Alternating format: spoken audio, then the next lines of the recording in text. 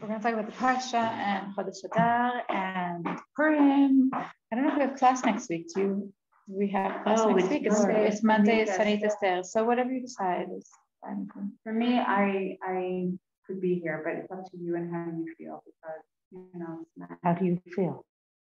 I'm fine. I'm fine. I'm good in doing it. Okay, so let's do it. Okay, great. So we'll not talk about Purim too much. No cookies on the table. Great. Okay. Well, you have to ask Keely. I'll ask Keely, right? But we'll assume that we have class because I think she usually goes with us. I know, and then we'll definitely have class. I don't have cookies. Okay, so Parashat Tetzaveh. The focus of Parashat Tetzaveh is really the Bigdei Kehuna. And what you like the Parsha said? Yeah, yes, very nice. So it is the Bigdei Kehuna, but it's interesting that there are a couple of kelim that kind of get in there.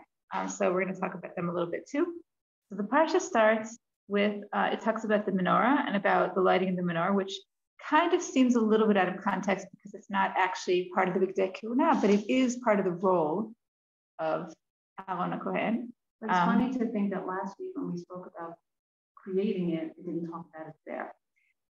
So when it talked about creating it, it didn't talk at all about the avoda. Like we didn't have any, so that's not funny at all. Like there was the menorah. This is the it's the avodat menorah. It's shem and zayit, la'alot ner tamid.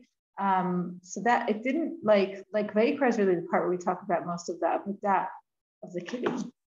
So here it talks about the avodah of the menorah, and I think one of the reasons that it is brought here is, again, like we said, as part of their role, the Kohanim, but also one of the very prominent, like, kind of themes in this week's Parsha is Tamid.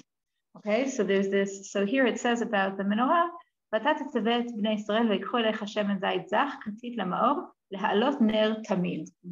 and we'll see that also inside the Bigdei Kehuna, this Tamid comes up. Which is what I asked you last week. And now this is where it says it. About the Tamid? Remember I said to you about the next Tamid and you said I think it has to do with the menorah, and I said it does, and you said yeah, now I see that. So right, there is a Ner Tamid in the menorah, but I said there's a Ner Tamid in Esh Tamid, right? Right, but this is what I meant. Okay, so you asked if it's in the Parsha already. That's what you're asking? No, but you had said you'll see when it comes to the menorah, that's what's talking about the Ner Tamid. Right. So I can, yeah. Okay, and we talk about it again in Be'alotcha, but yeah. And I want to say that there are two things. There's Tamid and there's Me'erev Ad Boker. So there's Tamid, which is like a constant, always. And then there's kind of like a scheduling, like morning, evening. So I want to say there's like routine and there's forever. Okay, and I think these are two themes that we have in the Mishkan. What did you call the second one? There's and I don't remember what I called it, but there's routine, meaning like there's like a schedule. Like we'll see that also at the end of the parsha we talk about the Olat Tamid, which is the other Tamid, then also there's kind of these two. But wait a minute. If you're lighting something every night and starting over again and you're doing the whole thing, is it Tamid? So the flame never goes out. The way they lit it, there was always a flame. Ideally, that was part of how it was supposed to be lit. Like they lit the frame from the old flame, and if the flame went out, that was like a really bad sign. That wasn't good. Okay. I think again, going back to Nes Hanukkah, that's part of Hanukkah, that the fact that it went out was a really big deal, and the fact that they could relight it was a really big deal.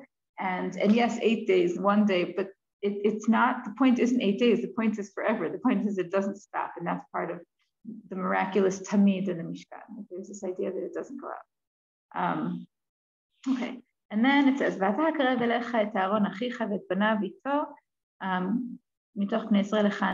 it goes through the names. But I want to comment on the word hakrev. So hakrev literally means to bring closer, but it really has a strong korban connotation.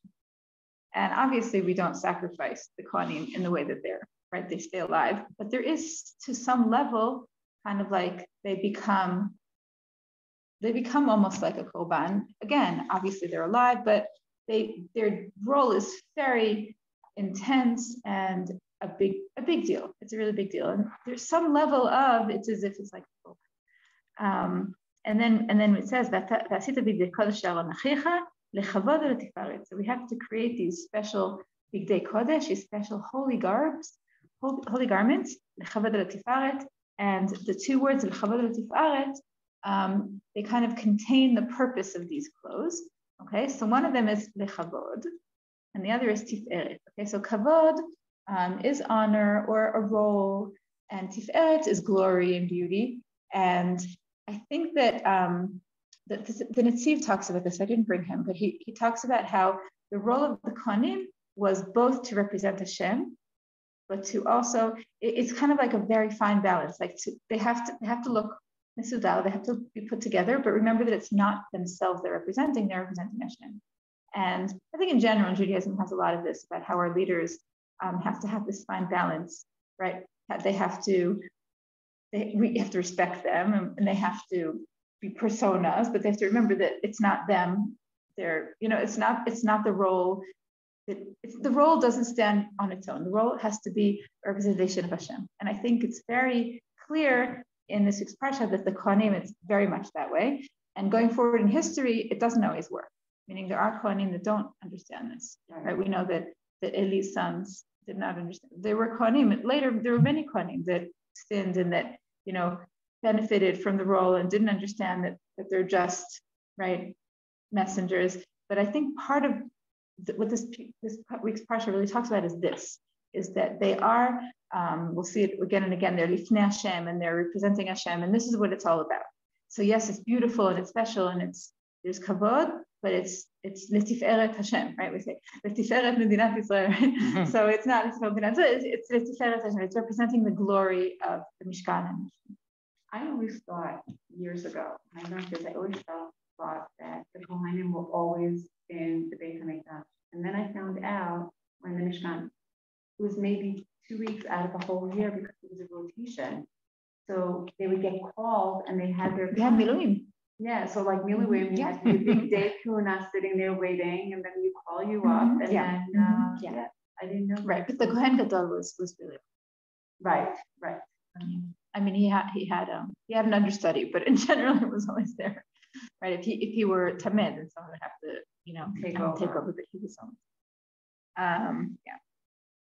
Okay. And then it says "V'ata tedaber al kol chachmei lev asher milati b'roach chochma." So I love these words. So the people who created these garments were called chachmei lev, and someone pointed out to me once that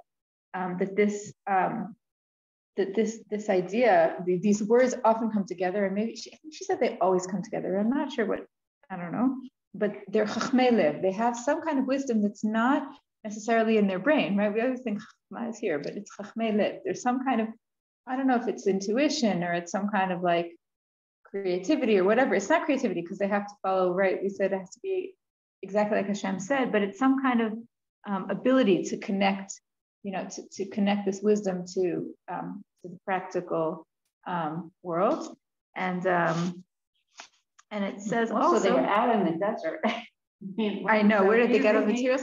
So I forget who explains this, but there is a commentary that explains that there were like caravans coming through, and they bought things from like they were like merchants that would, and think about it, there's a desert, but there's 600,000 people there. So they're probably there a lot, all these merchants. Like they know this is their big break.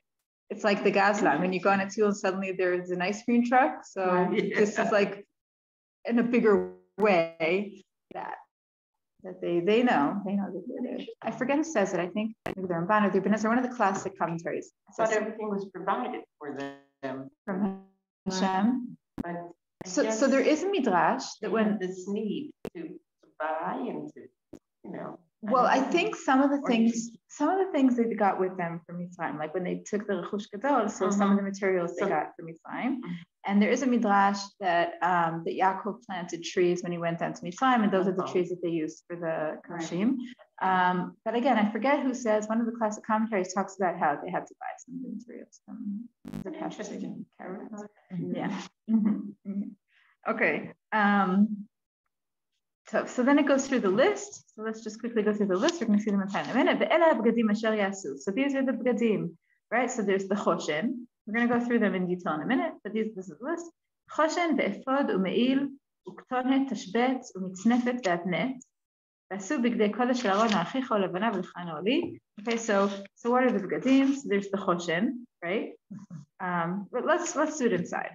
Okay, so now it goes through. So it's interesting. The list that we just said doesn't go in the same order as the list we'll see now. The first beged that we talk about is the ephod, right? So what is the ephod? The ephod is like this garment that the choshen connected to, right? It wasn't actually the choshen. The choshen we're going to see in a minute. Was it an apron or a robe? It was more like an apron. And with the choshen, there were also the avnei miluim. So the Kohen Gadol has the names of the Shvatim on him twice, right? It has the names of the Shvatim once in the choshen, which we're getting to. And another time he has it on, there were 2 stones on each of his shoulders that had 6 Shvatim on one side and 6 Shvatim on the other. This is the avnei miluim, which is connected to the ephod, which we're talking about right now. Okay. Did you indicate that like they were or something? Or it has nothing to do with that? That's interesting. I don't know. I don't know. Okay. But they're called Avnei Zikaron Livnei Israel, and it says, "V'nasa Aharon et shmutam lifnei Hashem, ashtek tefutav lezikaron." So he carries Am Yisrael on his shoulders before Hashem lezikaron, and it says this a few times that he represents Am Yisrael before Hashem, but this is the first time. And then it says, "V'asita mishpetzot zahav, u'shtei sharshorot zahav tahor mugbalot la'aseotam maseh avotot." So that this now describes, according to Rashi, it describes like the structure that the choshen would be on. So there's mishpetzot. It's like this kind of, Rashi explains it as like a gold plate with grooves in it that the stones will fit into. That's the mishpetzot zahav. Okay, but it's interesting that this is like a thing on itself. Like it itself is a beged, right? Mishpetzot zahav. It's beged, but it has its own explanation. And then on it, so then, in addition to the mishpetzot, there's the choshen, and the choshen has the stones, right? And it has arba'a turim, right?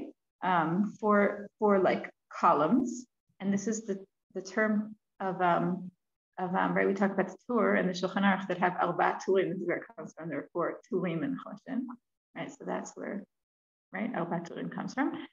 Also, it says choshen mishpat, which is also one of the turim, but anyway, and it goes through the different names of the stones. We can go through, but I don't really know what to say about that. I don't have so much to say about the different stones. But what's interesting about the choshen is it was much smaller than we imagined it to be. I don't know the exact measurements, but usually we imagine like this large breastplate. So let me just read the measurements to you for a minute. It says here, wouldn't be able to carry it all the time. It was so big. Right, but it says Ravua yeh kaful zeret orkov lezeret orchbo. So I don't know how big a zeret really is, but zeret not big at all. And there are different opinions of exactly how you do the calculations, but it wasn't so big. Okay, so it's zeret orkov lezeret orchbo, but I think it says I forget. I looked it up once, and there has the Rashi I think has the math of how big it actually was, but it wasn't so big. And then I want to read the end of it. So I'm in Perek Kafchet Pasuk Kafchet, and it says, "V'nasa Aharon et shmot bnei Yisrael b'choshen hamishpat al libo v'ba'ol hakodesh v'zikaron lifnei Hashem tamid." So we're back to that tamid.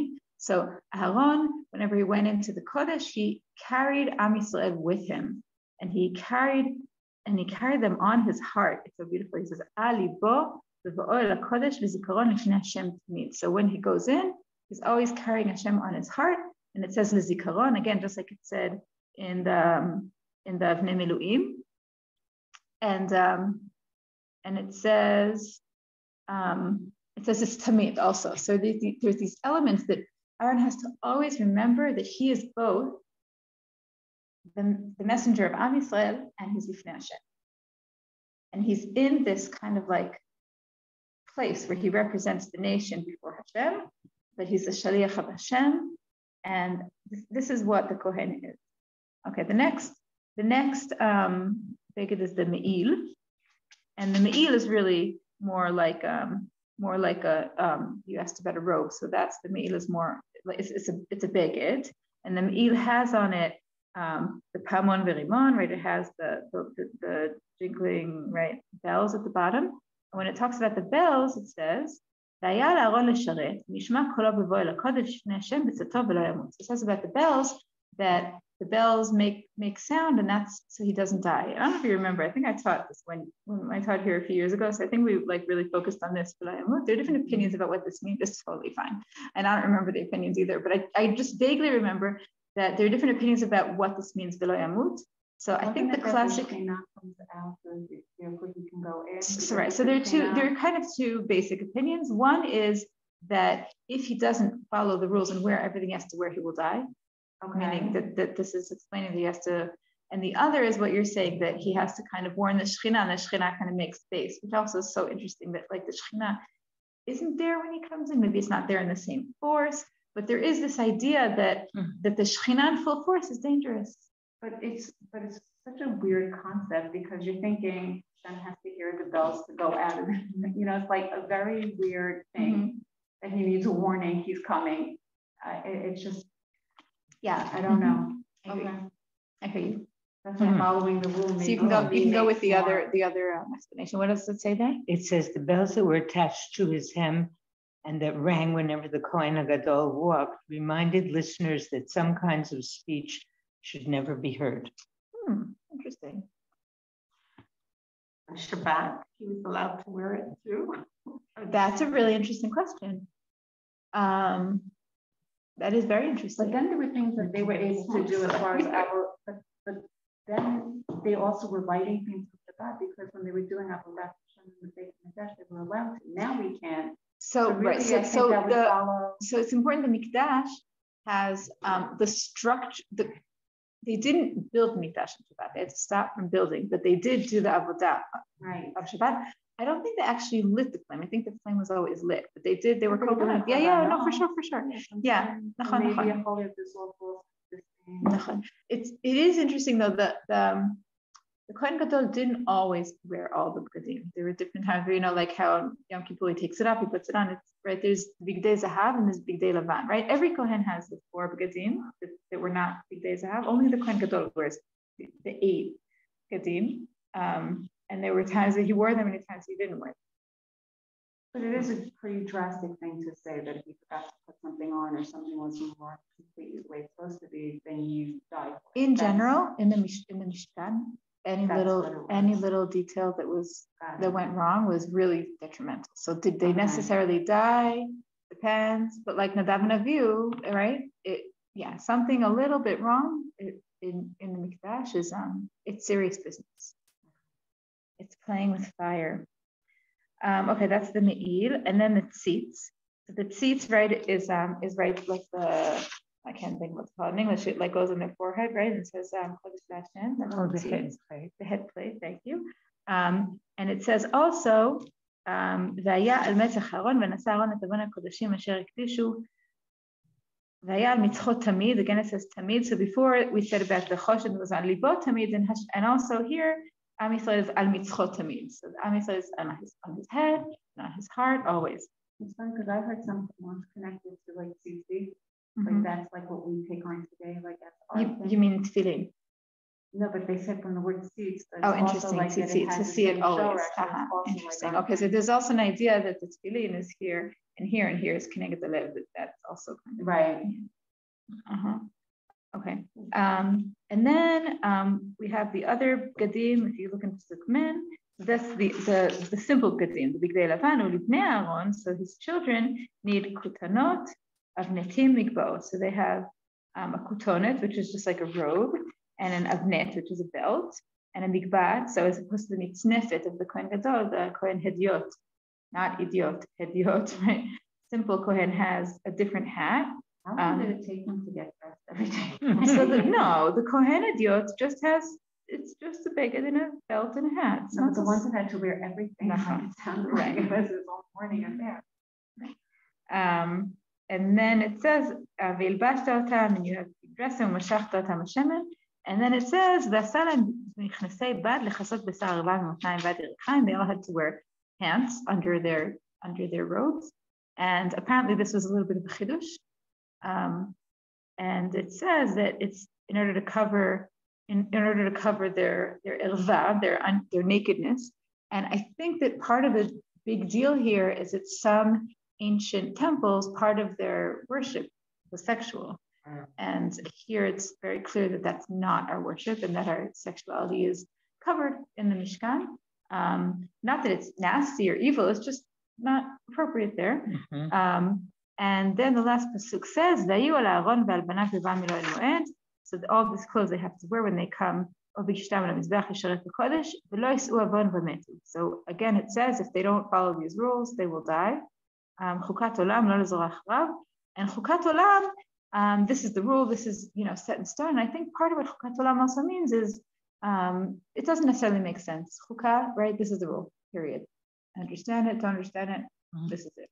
And in general, the word chukah, I think, is more common in the world of the Mishkan, that it doesn't totally go by the rules of nature. It's like a different set of rules. That's I think, what the word chukah here connotates. Then we have the hakdashat delim. There's like a ceremony where they kind of become initiated. And we're not going to go through it in detail, but there's a korban and they have mishim and a mishcha like a king. They're like anointed and they're raised up, and there's like this whole ceremony. I'm going to skip that though, and then the parsha ends with two last things. So the last two things in the parsha is the korban tamid, yishirach nechach laHashem ola tamid. And again, we started with tamid and we're ending with tamid. Okay. And the last piece in the parsha, which kind of seems out of context, but don't worry, I'll have something to say about that too, is the Mizbach HaKtoret. So if you remember, I mentioned that we're missing two kelim in Parashat Truma. So this is one of them. Mizbach HaKtoret, which wasn't mentioned, is mentioned here. And I think there are many explanations of why the Mizbach HaKtoret is mentioned here, but one of them is there's an idea that part of the role of Mizbach HaKtoret was to protect the Kohanim. Because like we said, there needs to be some kind of separation between the Shekhinah and the people. So one of the roles of Mizbach HaKtoret, at least on Yom Kippur, was the smoke was kind of like some barrier that protected the people. Because seeing Hashem in a very, obvious way, it's dangerous. And the masach, the ashan, is part of what protects the people from this very intense kedusha. But again, I think that this parsha is really like sandwiched and riddled with this idea of tamid, of lifanai tamid.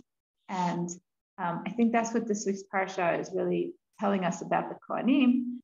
That's their role, to be lifanai tamid. But I think it's also a bit of like a call to us, like that we kind of strive to be lifnei Hashem tamid. So obviously not in the same way as the Kohanim were, because the Kohanim, were lifanai tamid in a very, very obvious, practical way. But I think that there is a little bit of a call of this tamid. And before we do, I brought some other sources on Purim and Simcha. Before we do that, I want to say that I think that, I think I mentioned this here, but I'm going to say it again because I think this is really very much what this parsha is about. A little while ago, I think I told you that I heard a class of Rav Re'ema Kohen about tefillah. And he talked about the difference between the Mishkan and the Bamot, or the Mikdash and the Bamot. Right? So we know that throughout the Nevi'im, there are many generations that mamash sins and avodah zarah, but there are many generations that it'll say about the king. They'll say they didn't do avodah zarah, meaning they did a pretty good job, but they didn't totally get it right. And what did they not get right? So the way avodah zarah works is everybody has their own temple in their backyard. They have a temple, they have a mizbech, they have an altar, and whenever they want to give a korban, they say, "Hey, got a present for you. It's right here." Right? And Am Yisrael was commanded not to do that. Am Yisrael was commanded to only worship in the place of worship, only worship in the central location, be it the Mishkan or the Mikdash, and not the backyard temple / altar, right? And that's what the Bamot were. The Bamot were not avodah zarah, but they're worshiping Hashem in their own backyard. So Rav Re'em said that there's something kind of appealing about the idea that I have a little altar in my backyard. Hashem's very accessible. He's right here. But the problem with that, there are two negatives. One is the centrality. Am Yisrael is very focused on centrality, and that there are a lot of components. One of them is that we understand that we're a community and we're a nation, and our Avodat Hashem is not by ourselves, it's something bigger, and there is a system and there are rules. Like a lot of these things are lacking in the backyard altar, in the bama. But the thing that Avraham really focused on is something else. So he said that if you have a backyard altar, so there's one night you're excited, you put up, right? You put on the fire and you put on your whatever sacrifice, but the next day, yuck, the fire's out, you have some bones and yuck, and there's no tamid. And he said one of the big parts of the Mishkan or the Mikdash is its tamid. It's always there, it's always going on, and there's always a flame lit. There's always somebody home, and this worship, this avodah, this connection to Hashem is constant. And he was saying it about tefillah. So he said that a lot of people talk about how tefillah, part of the idea of tefillah is tmidim k'sidra muslim kilchatam, which is also in the sixth parsha, this idea, kevaz echad b'boker, kevaz chapaseh ben arbaim, which is also very important. This idea that my connection to Hashem is what I said about every day or always. So this is it. So every day. Or is it specifically something connected so to I think part of the reason that we say tefillah 3 times a day and that we connect tefillah to korbanot is that we want to liken it to korbanot. And I'm saying that likening it to korbanot has 2 elements. Okay, so one element is an element of habit, that it becomes a part of who I am and it affects me. And Avraham said, in his mind, the more important element, I don't know if it's more important, but another element is that I'm part of something big.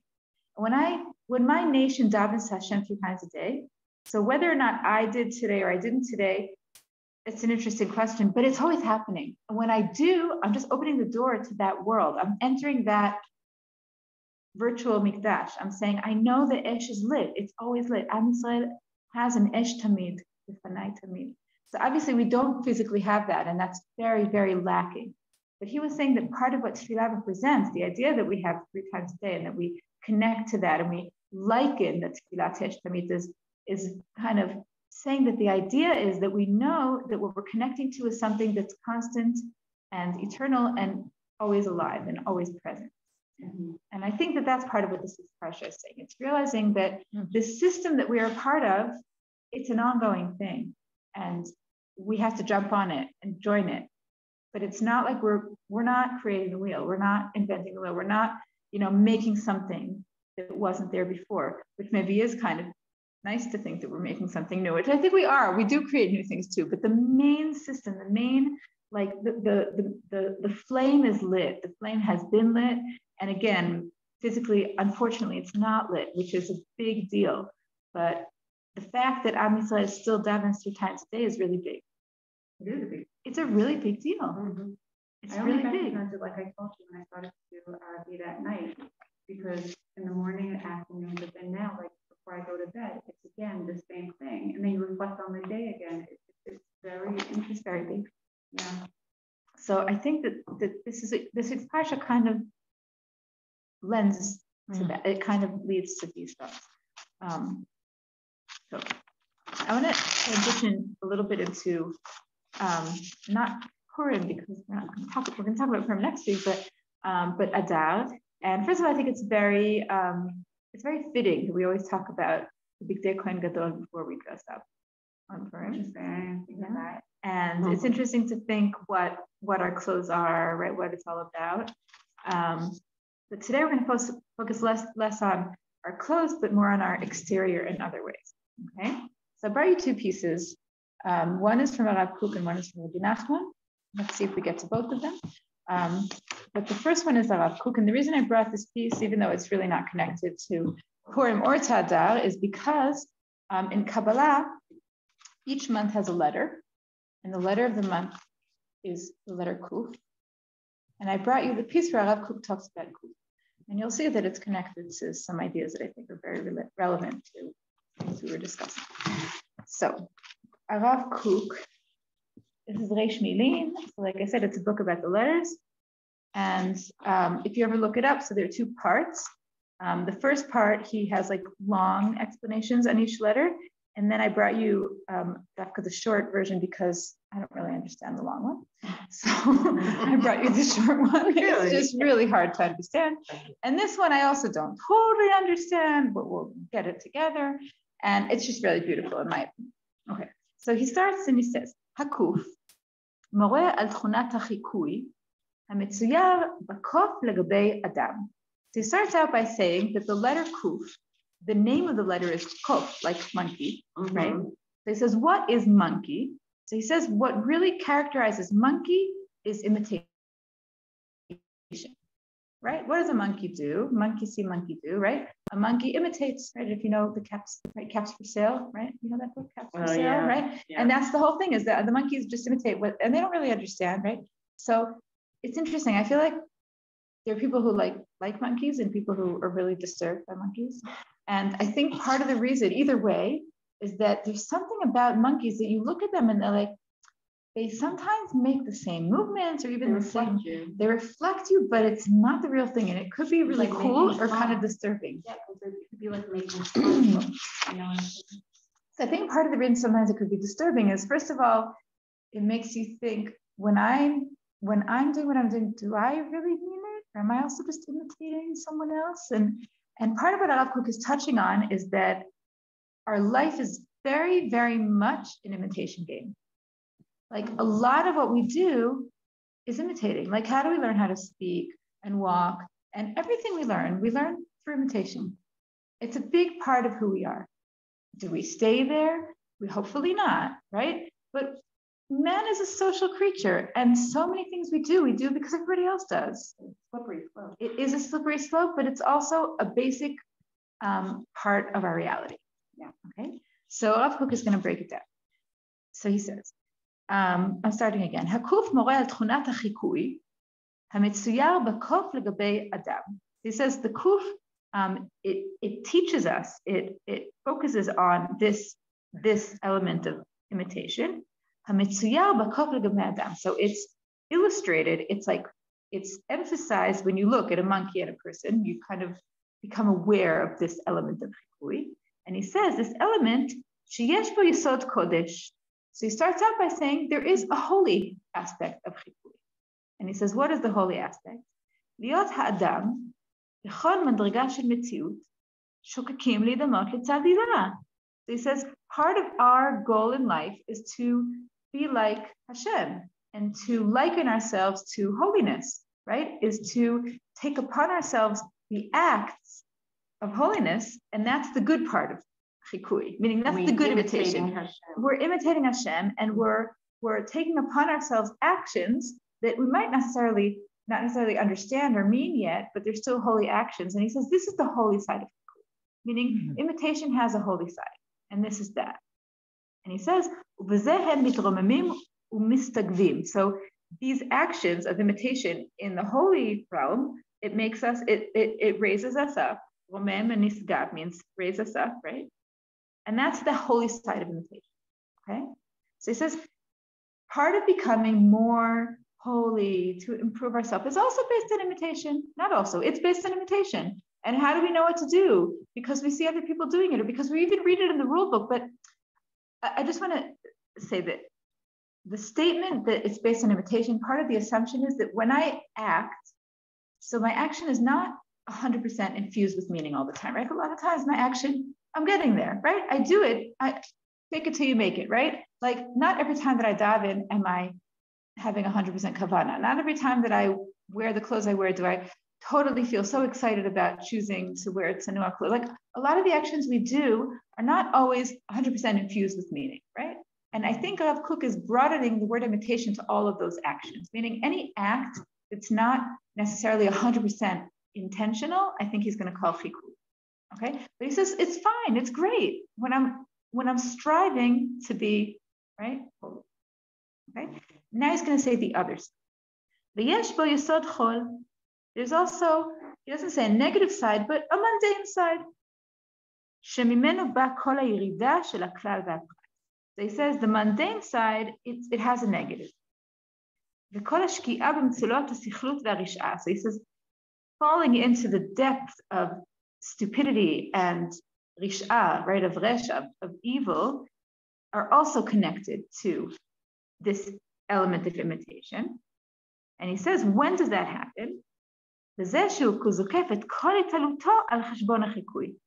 when you think that the act is everything, and you're not trying to infuse it with meaning, meaning when you're focused only on the external act, that's very dangerous. Okay, and he says that, and also ve'eno choder letoch hitromemut hapnimit.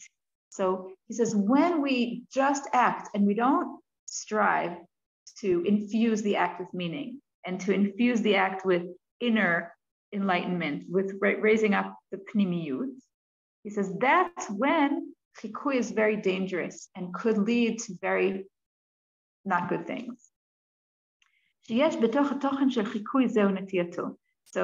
So again, he's continuing the sentence, and he says, I'm going to stop here for a second.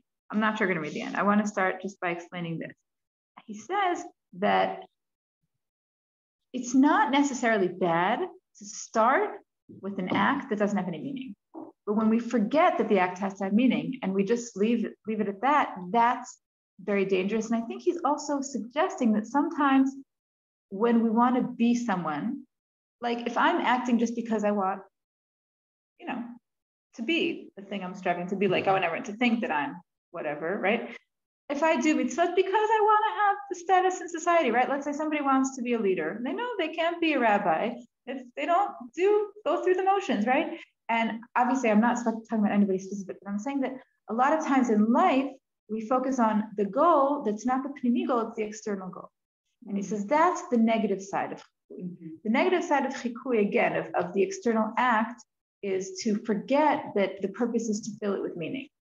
And he says, as long as we're striving to fill it with meaning it doesn't have to be filled with meaning right this second, but we know it needs to be, and we know that's where we're going, then it's great. And then having acts that don't necessarily have meaning right now, that's not negative. It's okay, it's part of life. But when we forget to fill it with meaning, that's a really big problem.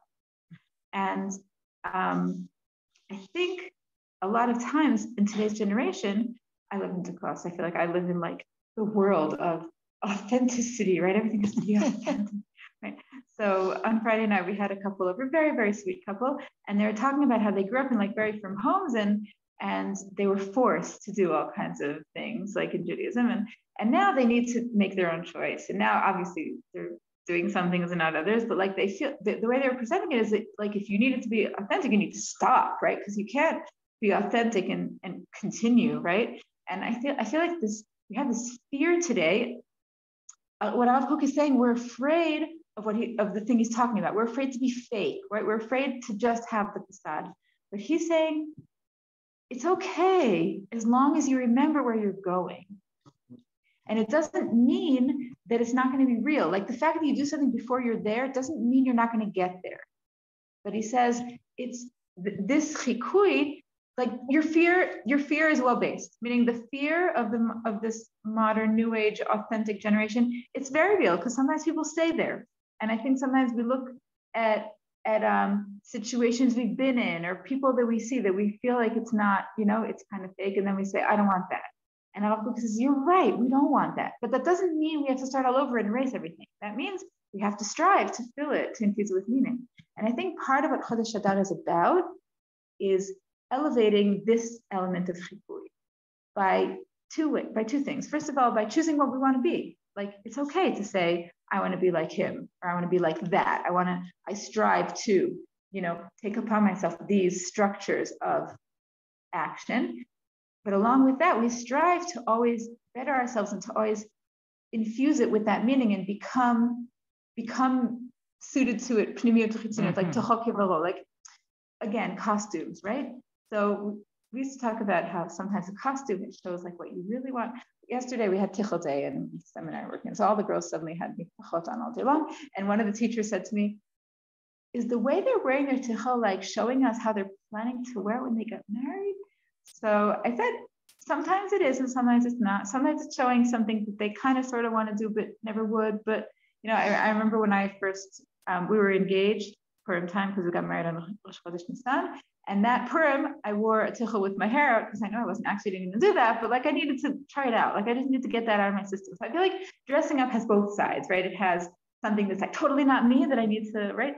But I think that part of Chodesh Adar is exploring that, is coming to a place of raising up that element of like that gap between the outer, the exterior, and the interior, and both raising up what I strive for exteriorly, is that a word? I don't know, and internally. And I think that again, it's about harnessing this ability to imitate externally. Thank you, that's the word. and it's about harnessing the imitation tool, but not leaving it at that, and striving to make it real, to make it me, to make it where I'm really at. But it's an ongoing journey. It's forever. And there's a story I love to tell, but I don't remember which Rebbe it's about. But there's a Rebbe that they used to say that when he davened with such fervor, and everyone just assumed, everyone wants to be like him. And one year he said, I also wish I were like me. Meaning, sometimes you get into a certain motion and you do things a certain way, and sometimes you mean it, but you don't always mean it, but you're striving to mean it, and that's okay. It's okay, because as long as we're trying, it's okay if I don't mean it every second. And obviously, I'm not saying leave it at that. I'm saying we have to strive to mean it. Because if I just put on the show, that's. But you never know. You never know, even if you're not doing it wholeheartedly. Just by doing it, at some point it will connect. I hear, but I think you also have to be striving for it to connect. No, but I want you to know, like when I first got married, so I didn't cover my hair. My mother didn't, I didn't, but I worked in a place where you had to cover your hair when you worked there. So the entire year, like I was going on Choshat Leida, I covered, and then I didn't have to work anymore. And I felt like because I had been doing it all year, that's when I started covering my hair. But it was like I was doing it during the year when I went to work. Like I really took it upon myself. But I think that had I not had to do it before, but I never experienced that, it wouldn't have happened. So even if you're davening and it's like not speaking to you, you're just mimicking, at some point it may connect. It may, but I'm suggesting that we should also strive to make it connect. Of course, yes, you should try. Yeah. No, I'm not saying no, but I'm just saying, like, when you say about the tiffel and the thing like that, she put it on her head. She had the experience. It does something. I agree. And you never know. And eventually you do. I agree. But I think that part of what Adal kind of contains is that complexity between, the imitating and the going through the motions of doing the act, right? And understanding that sometimes an imitation, but also striving to this idea of the monkey. So a lot of Hasidim talk a lot about how. I forget where the source is. There's a source, I think, in the Gemara somewhere that just like a monkey compares to man, that's how we compare to Hashem. And that part of our goal is to liken ourselves to Hashem, again, with the understanding that it's never going to be exactly the same. And that there's always going to be some level of it being external and not totally internal. But again, we're always just striving to better ourselves in that way. Okay, so I want to quickly, we don't have so much time left. I wanted to learn this piece of Rabbi Nachman. It's a really beautiful piece. I'm not sure if we'll do it credit, but we'll try. And I'm going to transfer the ideas we said about external, internal, whatever, to Simcha. Okay, so this is Likutei Moharan Tinyana. It's Likutei Moharan has two parts. This is the second part, and it's Torah. מה שהעולם רחוקים מהשם יתברך ואינם מתקרבים אליו יתברך הוא רק מחמת שאין להם יישוב הדעת ואינם מיישבין עצמן. So Rabbi Nachman says, all of our distance from Hashem all stems from a lack of Yishuv Hadat. And he says, what is Yishuv Hadat? He starts out by saying, Ve'enam meyashvin atzman. Okay, so he says that our distance from Hashem comes from a place of being unsettled. And I think that even before we read on, there's something to that, right? Like when we're unsettled, it's very hard to connect to Hashem. When we're like not stable, when something, right? But the word Yishuv has a few meanings. Okay, so the basic meaning, the pshat, is Yishuv, like to sit, like settled, like I said, right? Like a Yishuv. We live in a Yishuv, it's a settlement, right? But the word Yishuv also relates to the word tshuva, okay? Both in the meaning of an answer, meaning question answer, right? And also in the meaning of tshuva, return, okay? And he says part of what brings us closer to Hashem or keeps us away from Hashem is lack or not lack, right? Is either to have or not have this idea of Yishuv Hadat. Okay, so he says, Vaikal, and how do we do this? To try very hard to liyashev atzmo. Now, literally, liyashev atzmo in this formation means to sit, but I think he's already going more to the answer. Okay, but I think he's playing on both. So hold on a second. And he says liyashev atzmo heitiv, to very carefully answer or make the answer really settle in ourselves. Ma tachlit mikol hatavot mikol yinenei olam hazeh. So it says, how do we come to a place of Yishuv Hadat? He says, when we look at reality, we try to think where it's all going. And I always think about this piece when I'm driving in traffic, right? Not always, sometimes. I think about this piece. The first time I learned this piece was with the Rav Erez Moshe Doron. So he says, the Mashal, I'm going to say now. So he says, you're on your way to somewhere, right? And there's a car in front of you, and all you want is to get in front of that car, right? That's all you want. You get in front of the car, then you have to get in front of the next car, right? Right. Then you want to get past that light. You want to get to wherever you're going. I don't know, Rami work, wherever you're going, right? And then you're waiting the whole day to get home, right? We're always waiting for the next thing. And he says, in order to really have Yishuv Hadat, you have to take a step back and remember that where is it all going, right? What is all about? What's ma tachlit? What's the purpose of all of this? And he says, when you manage to really do that, not easy. When you manage to really do that, it gives you some level of Yishuv Hadat. And this reminds me, I probably said this here because I like to say this, but you can stop me if I already said it. But during Corona, there was a lady whose name I don't remember. I really should have forgot because I mentioned this all the time. There was this lady who, at some point in her life, she got married and her husband became Siudi. He became very soon after they got married. So she had the situation where she had her husband and her children, babies, like she was taking care of all of them, and it was very hard. And I think today he's already a little bit more functional, but whatever it was a very difficult time in her life. And she learned how to cope with it. And she became like a mentor for people coping with difficult situations. So during COVID, she was like all over the news, giving people like her tips to cope with things. And she had a lot of really good tips, but the one I'm going to say is related to this. So she said that often when something really big happens, like we have a really big challenge, we manage to deal with that one. But often like the little things, that's where we fall. So like the example she gave was like her husband is, right? He is in a really bad place. And I mean, whatever, he was physically very, very limited. But the things that would, the things where she would like feel fall apart were like the kid missed the bus or she burnt dinner, like all these little things, right? And I think often this is true. And she said that one of the things she does is she teaches people to focus on if problems are big problems or little problems. So she said, what's a big problem? A big problem is a problem that will affect me in 2 years. A little problem is a problem that won't affect me in 2 years. My kid missed the bus. We'll get over it. In 2 years, I'll totally forget he missed the bus, right? I cut my kid's hair. It's not straight. It'll grow out, right? So the idea that I can look further ahead and say, it's okay, right? This is not a big deal. And I always think about this when there's a piece I teach in Chassidut that talks about how you're supposed to look at everything in the world as equal. Baal Shem Tov talks about how like relating to everything, it's all from Hashem, it's all good, right? So he says everything, if somebody shames me, I should relate to it differently, just like they give me a compliment, or if I have a really hard situation, I have to understand it's Hashem's will, right? So when I teach this in class and seminary, they're all like nodding their heads, right? Okay. And then when do they get upset? So I always ask them, if I know them, I know their lunch, but I don't know. They say, what's your favorite lunch? So I know in MMI, their favorite lunch is Schnitzel Tuesday. They love Schnitzel Tuesday. And I say, and the one they hate is, they call it Mystery Meat Sunday, something. Could it be meat? They don't know what it's going to be. They never like it. Anyway, so I say, this piece is telling you to relate in the same way to Schnitzel Tuesday and Mystery Meat Sunday. Yum. And that's when they go crazy, right? And I say to them, you understand, when I'm talking about like big challenges, we can hear that it's from Hashem. But I'm talking about mystery meat, oh, forget it, that's not from Hashem. Like that's like ridiculous. And I think that's exactly what Rabbi Nachman is saying.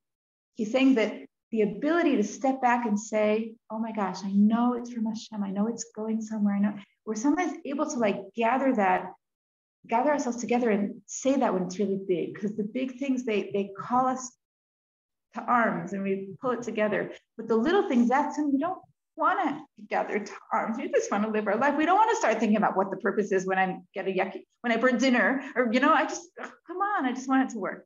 And Rabbi Nachman says that Yeshuv Adat is the ability to gather myself together and look at these little things and say, I know it's okay. I know where it's going. It's going to be fine.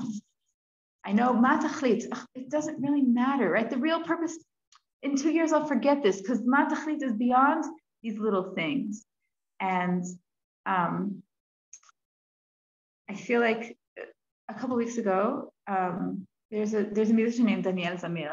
Heard of him? This amazing jazz musician. He can't just flute, right? Saxophone. Saxophone. Okay, right. He plays. Okay, he plays two kinds of saxophone. There's the soprano and alt. The alt looks like it looks like like a clarinet. I don't know, the soprano, and one of them looks like a clarinet, but whatever. Anyway, so he came because there was there in Merkaz Arav, whatever years ago, I think it's already like almost 20 years ago, there was a pigua on Rosh Chodesh Adar, and this father of one of these children lives in Sukkot, and every year he brings like an event, like musicians at the Azkara. So then Daniel Zamir was the one who had this year. So Daniel Zamir on Rosh Chodesh Adar, right? So he gets up and he sang the song of Afilu Bastara, right? The song of Rabbi Nachman, that even when it's hidden, that we know Hashem is really there. And then he said, I can handle that when you're talking about like a debt or I can't find parking, but like, come on, you can't say that in the big things. He said this in front of a crowd. And I feel like it's the reverse. I feel like in the big things, I mean, I can't speak for anybody else, and everybody has their situations and everybody, but I think sometimes when you're faced with the really big things, that's when people manage to pull it together and say, wow, I know I shouldn't, I don't know what he's trying to tell me, but I just know. And the little things are the things where we forget. And I think that part of what Rabbi Nachman, we didn't finish, maybe we'll do it next week. But he talks about how part of the way to be close to Hashem, and soon he's going to say to be b'simcha, is first of all to be b'yeshuv adat, and that yeshuv adat comes from the place of saying matachlit, and that's what matachlit is. Matachlit is saying, I know there's a bigger picture. I know that I'm not trying to get past that car in front of me, vizo. I know that I'm going somewhere bigger. I don't know exactly where I'm going, but I know that I'm going to get closer to Hashem. And I'm going back to the monkey for a minute. I think that's the same story with the imitation, that when I remember why I'm doing this, that's when it's okay if I'm imitating or not imitating, whatever. When I remember that I'm striving to, I'm on a journey. It's not my own journey. It's a bigger picture. Then that's when the imitation is melomem. It raises me up. It's getting me closer to Hashem. When I forget that, that's when it gets complicated.